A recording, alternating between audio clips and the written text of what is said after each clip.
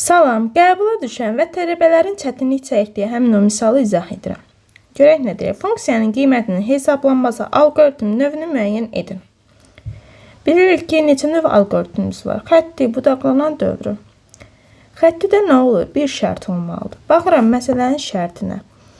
Mən bura nə qoysam, hansı qiyməti qoysam, baxıram ki, məxrac məsəl üçün sıfır olmur. Yaxşı, bas sıfırı qoydum. X kvadratın yerinə 0 qoyanda nə olur? Cavab 1 alınacaq. 1-i qoysam, nə alınacaq?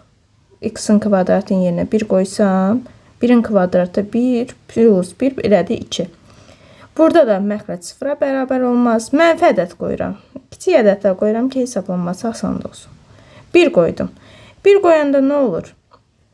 1 qoyanda da yenə 1-in kvadratı, mənfi 1-in kvadratı müsbət 1, yenə 2 alındı. Məxrac 0-a bərabər olmur. Deməli, mənim burada şərtim yoxdur. Düz bir xətti alqoritmdir. Buna görə xətti olacaq. Əgərlərin burada x-in kvadratı olmasaydı, bax bu olmasaydı, bunda mən bura nə qoysaydım məxrac 0 ola bilərdi.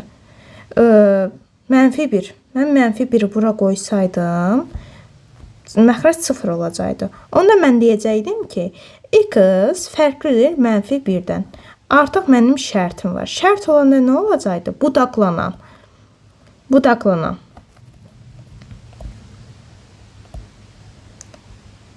Amma yoxdur. Buna görə xətti oldu.